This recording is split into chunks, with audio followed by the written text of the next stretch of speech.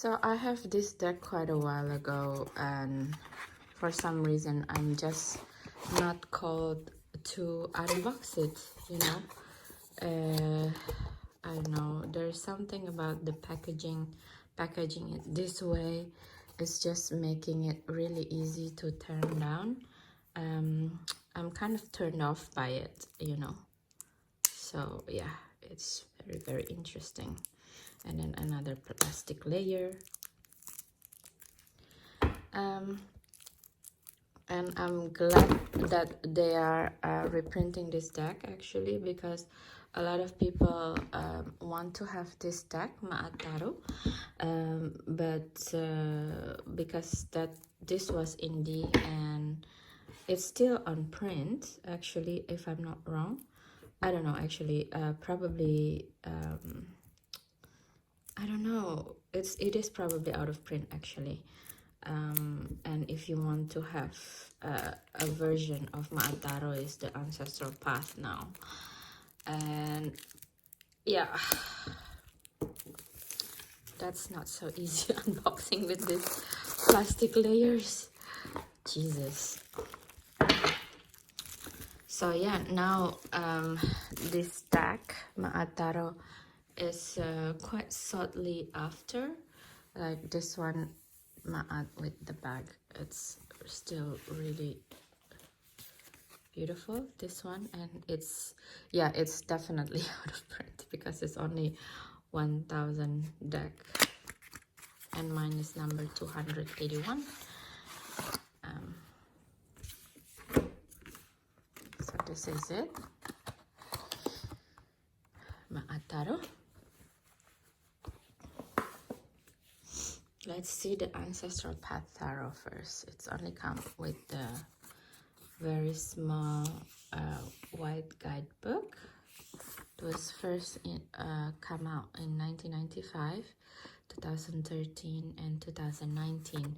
And the MAAT Tarot came out 2006. So the story was, this guy came out first and then went out of print. And then Julia recreated the MAAT Tarot in 2006. And then it got out of print again. And then it's come out like on print again, the Ancestral Path Tarot. So this is just like a very short story of how the deck came into being, and the story of each card, because they are quite different, actually.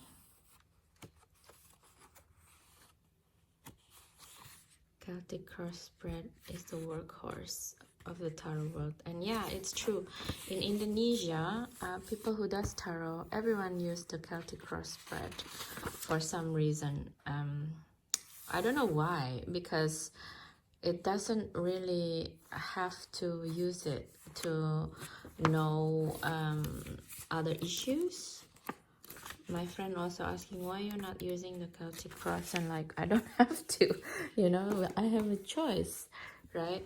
And instead of that, we have this really thick book with the hardback of the MAAT Tarot. And this is more comprehensive, of course, because it's telling the story of her, how she came to be a tarot artist, and what kind of tarot decks, how she got to know with the Stuart Kaplan, the president of US Games at that time, and how she created her tarot decks, and what this makes sense to her. So her book in the MAAT Tarot is not according to either Rider Waite Smith or Thoth, Aleister Crowley Thoth Tarot linear time, but it's more like according to the lunar timing, you know. So it's very interesting way to learn the tarot as well, because we started with the Emperor, for example.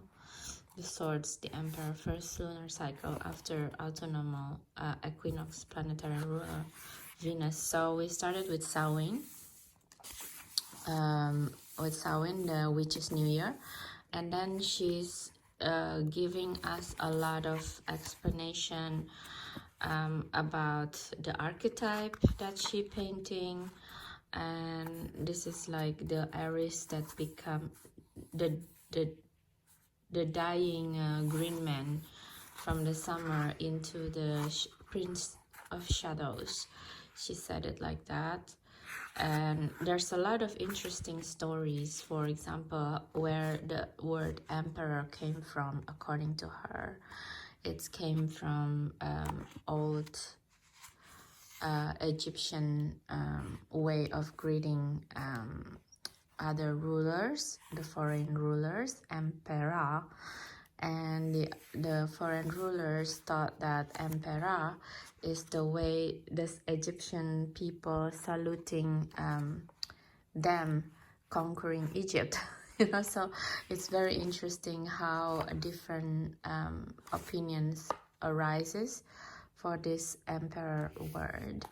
And I think it's a very good book to learn about a different side of tarot in that sense. Okay, so here is the two decks. Why don't we just do the energy pairing now then?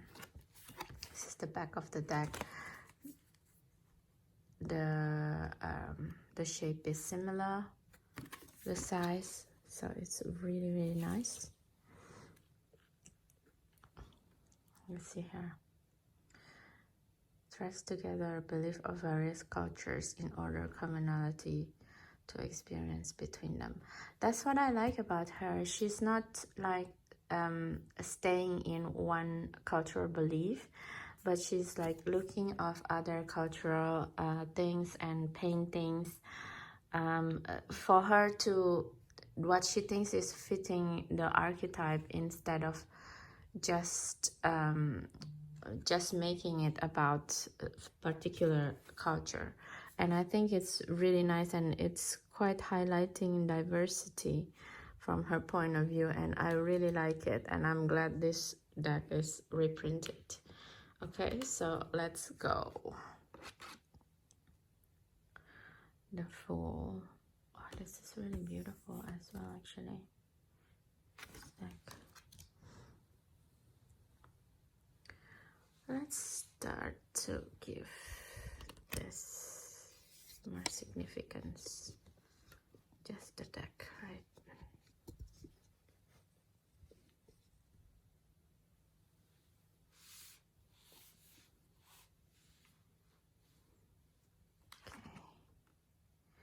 I like it in the MAAT Tarot. It has a very clear guidance of the timing.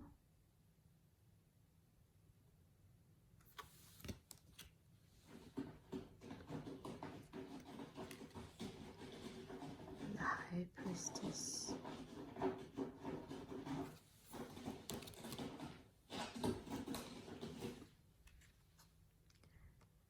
Look at this, both Empress.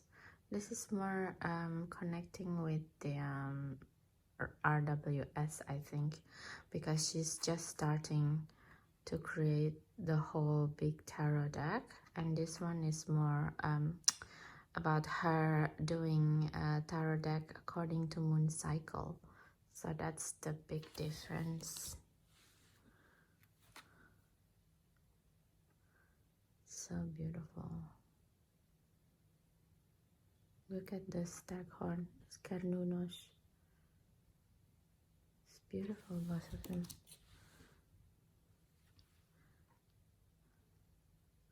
Look at this with Eros and Psyche. So beautiful. And all of this, the stone. And in this one, it's about the Delphi High Priestess. And in here it said the Hierophant, the High Priestess we already gone. It's very interesting. Look at this, it's so beautiful. It's the highlight. Oh, it's very pretty. Lovers. Belting. Chariot.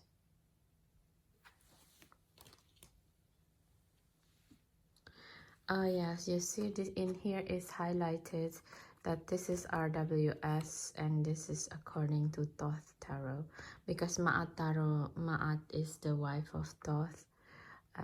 So yeah, it goes according to that. We'll hand it over a little bit. The Hermit is similar. Look at this Wheel of Fortune. Oh la la. So beautiful. And it's highlighting Scorpio, Sagittarius, Capri, Aquarius, and Pisces, Aries.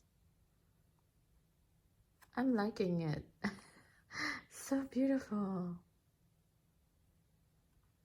And this is also with all the wheel candlemas. So the Justice from the Ma'at.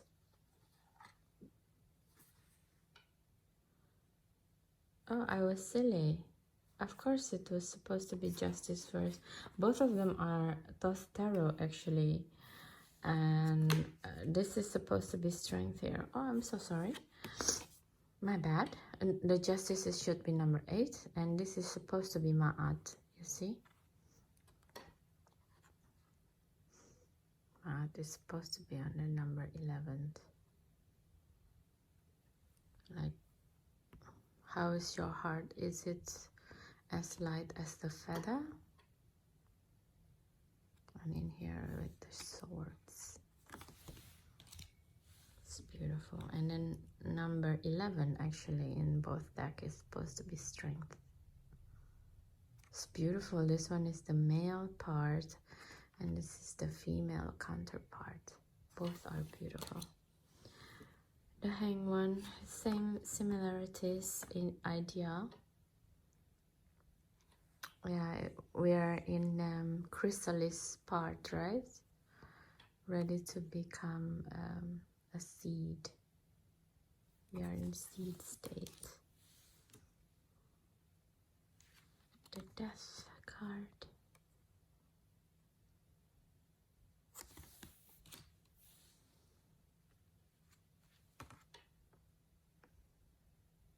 Temperance.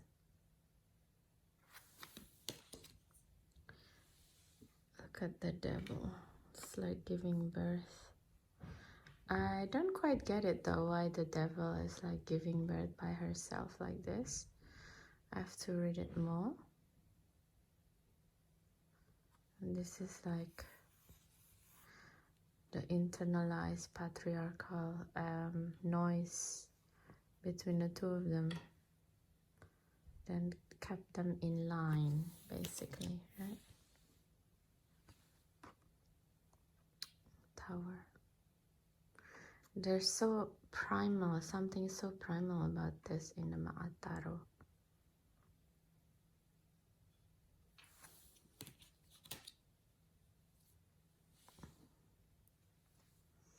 Look at this two indigenous person as the star.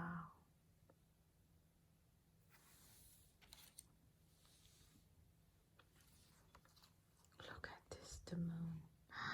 The ancestors, all of it is in here. The 13th full moon. And it's here, in here is still in the 3D, the ancestor. Look at this. Oh my goodness, so beautiful. The Amun-Ra. And in here is like the seed of life. Creating life. To have both deck together, it felt very connecting actually. Look at how she's doing judgment cards in the two different deck, and it's all about the portals. You know, one is in the MAAT Tarot, you go to the ancient sites to have a commune with the spirit guides, with the helper, with your ancestor. And in here in the ancestral path, you do it with the opening the portal when you sleep. What do you call this? Doing astral traveling, basically. Very fascinating decks. And this is the world in 3D. This is the world in 5D. Central card.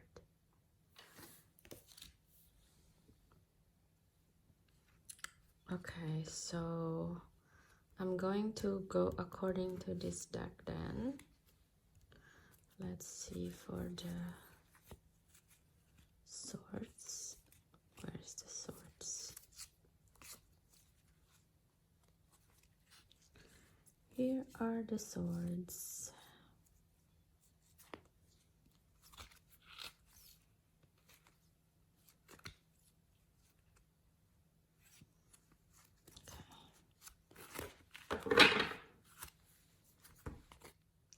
Okay, so let's go. So this is the King of Swords.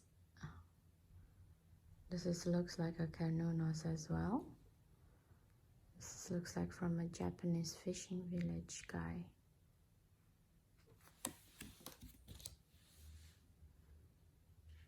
Queen of Swords. Both of them looks like a shaman that works with the ancestors as well. Very interesting. Look at this. With this guy is very. Let's go to the Ainu, the Inuit, and the Ainu, the indigenous people of Japan, actually.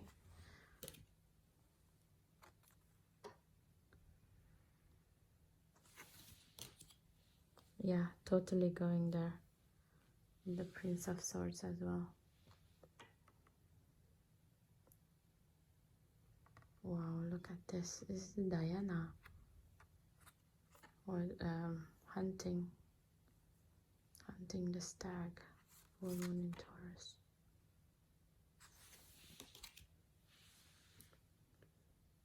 Well, we're going to Japan with the ancestral path, and this one is just an altar, a sacrifice to a god.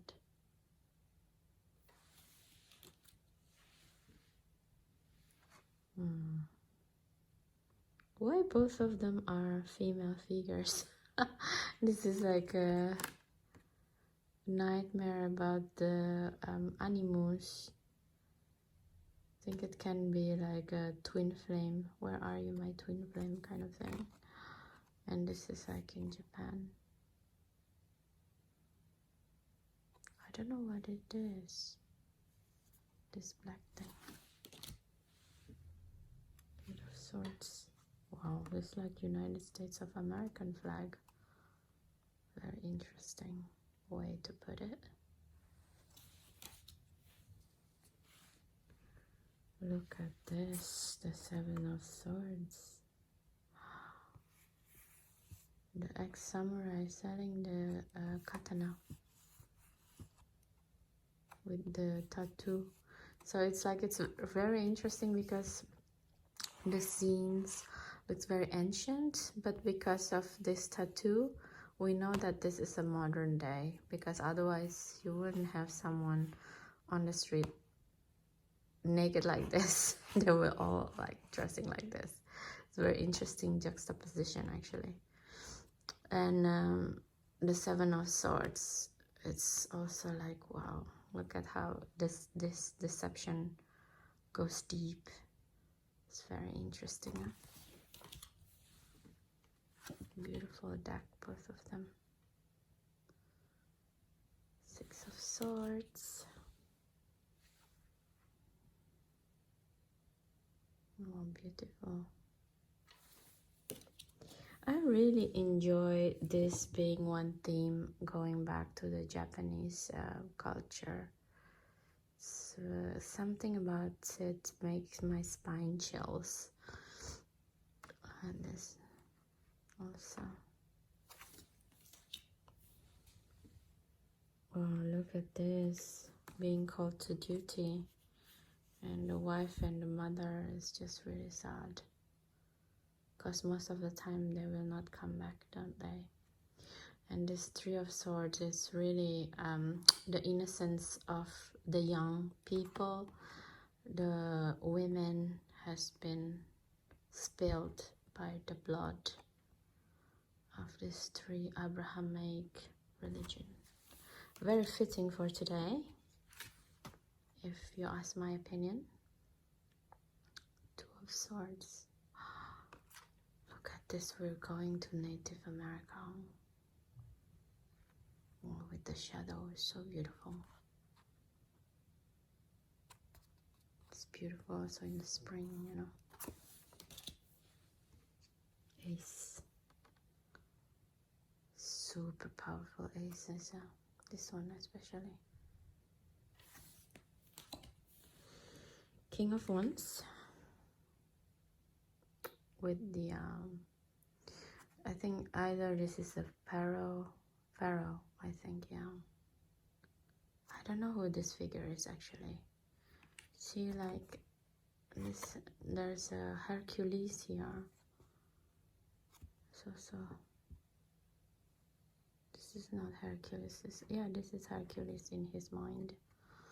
We have to take a look later on who this figure is. Oh, look at this Queen of Wands with the spinner. Spinning. And it's really different from a regular Queen of Wands with the black cat. Over there, normally a Queen of Wands is like water, like fire, you know, Leo, with the black cat. And in here it's like full moon in Cancer. It's very different system. The MAAT Tarot. Prince of Staff. Oh, look at this. The hand. This looks like Moses in the Moses basket as a baby. And this is him when he's grown up already. Ready to lead his people out of Egypt. Look at this. The very different point of view. This like is fully embodied, right? This is very raw energy. Princess of Wands. The 10. Yeah, Moses again in the basket.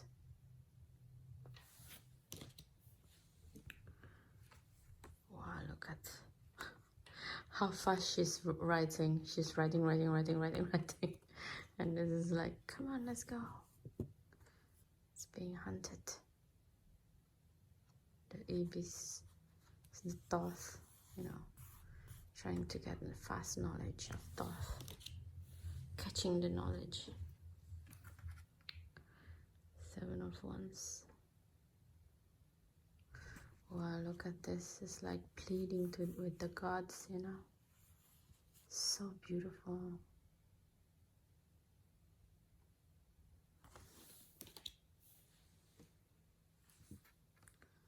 Six of Wands. So with the Chariots. It's really bring me to this Moses time, the Moses movie, you know, the 10 Commandments or something, back in the 70s, 80s movie. 5 of Wands. 4 of Staffs, 4 of Wands.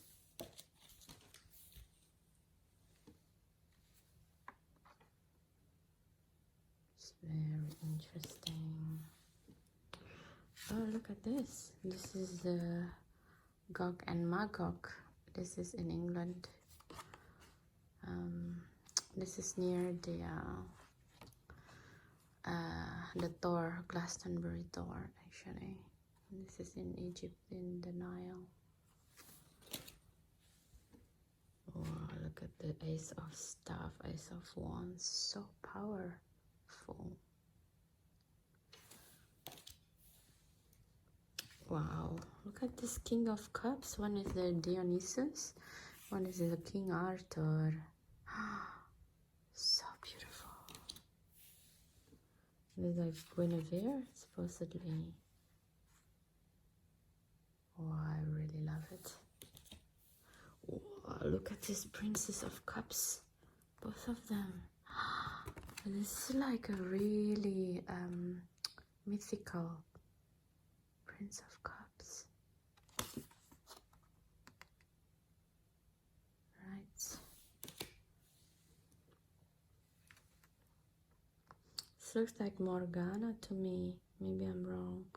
Both of them.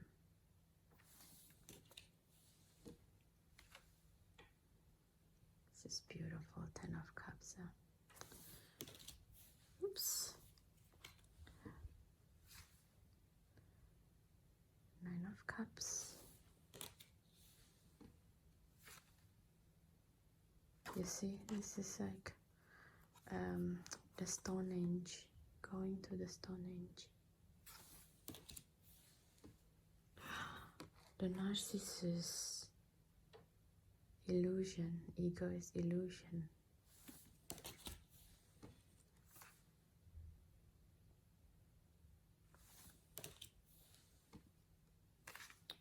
Losses.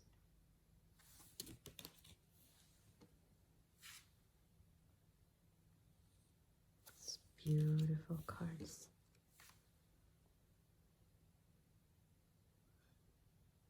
Three of Cups.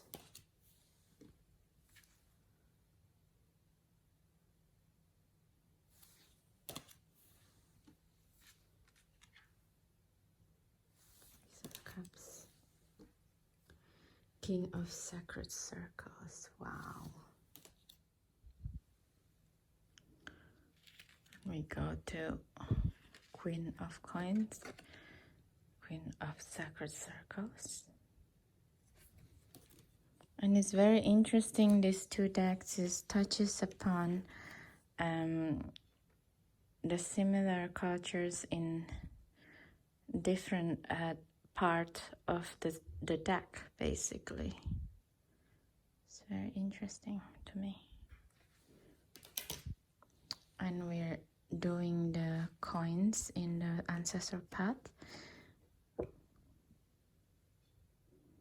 Get with the corn, Princess of Corn.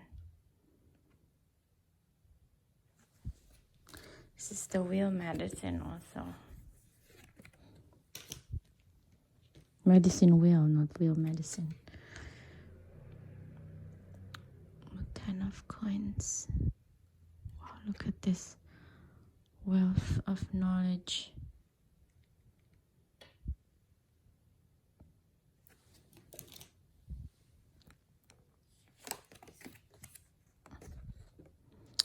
Yesterday I was on the sweat lodge and we just did this actually.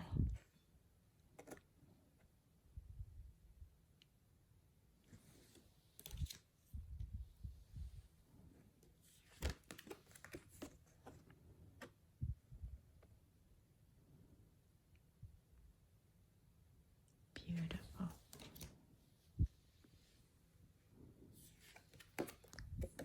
Look at the 7 of Pentacles, both with harvest. But harvest that you have to do with a very hard work, basically, right? It's not just come and forage them. 6 of Pentacles. Look at this, it's so beautiful. But I don't know what this means with the 6 of Pentacles here. It's not really clear, is it?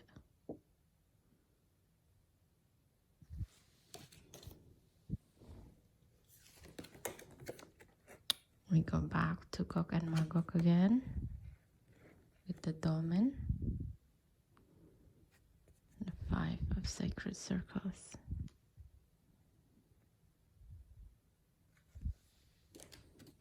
It doesn't denote poverty in both deck, which is really nice.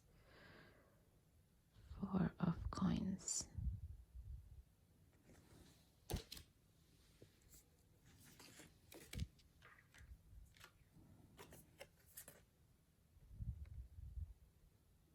Oh wow, look at this. The Jesus Last Supper. Michelangelo. Not Michel. Da Vinci. Not Michelangelo. Beautiful.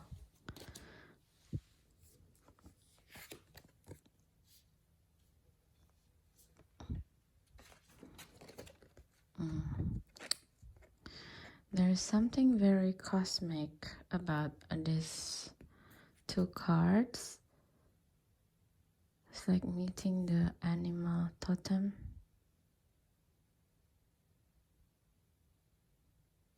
And the last one, Ace of Coins.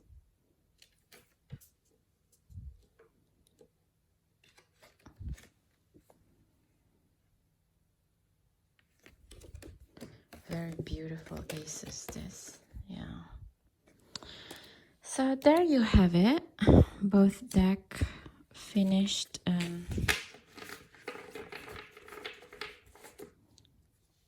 The flip through. I don't know what else to say really, actually, because both deck, first of all, both deck created quite a long time ago now. Even the MAAT Tarot is created in 2006, so it's 18 years ago already. It's just giving me a vibe of really old style tarot, even though 18 years is not that long time ago, but it felt a long time ago. Look at this. This is like from the same woman face. So really have the knowledge of the Tree of Life Kabbalah. So yeah, it's, and I really appreciate the hand painting from both deck, really, because it's just really stunning. It's really earthy feeling. It's very embodied, if you will. I like this cardstock better because it's not glossy, but I like the way she created her own system with the MAAT Tarot based on the lunar cycle. So I actually shouldn't put this in this order, but because of we're doing energy pairing, so I just doing it as so. But in her book, there's like a different way to put the deck in a cycle like this. So it's require a new kind of learning, and also because it's based on a lunar cycle, I think it's really good if you're like doing witchcraft with the lunar cycle, like sometimes I do. But otherwise, if you want to have a more practical deck when working with the ancestral energy, I think this deck is quite resonating, to be quite honest, because it's just give me the vibe of something that happened within the psyche, basically, you know, something that's very earthy, connecting with the people who used to live here, you know, the possible archetypes of your ancestry. So if you're Asian, you would be connecting with the Japanese one, I guess, despite which Asia area of you, and if you're in Africa, more into the Egyptian ones. And if you're European or a white people, you're probably more connecting with the Arthurian legend ones. And the last one is the Native American one, right? So within this type of archetypes, there's a lot to derive from for ancestry work. I think this is a really nice deck. I'm glad it's on print again. But I think this MAAT Tarot, if you work with, first of all, if you work with, what do you call it, with the Thoth Tarot, maybe you want to compare with it as well and see how it goes. But I think to work with the lunar cycle with this deck is also phenomenal. It's full moon soon as well. In here I'm doing the video in March 14th, March 24th today. So yeah, that would be very interesting. Okay guys, so that's that. See you in the next video. If you like this video, please don't forget to subscribe, share and comments, because that is the best way for you to help me further along this channel. Like always, I only get 18% of subscription from the people who come to this channel. So if you will, please do subscribe, because that is making my algorithm in this channel better.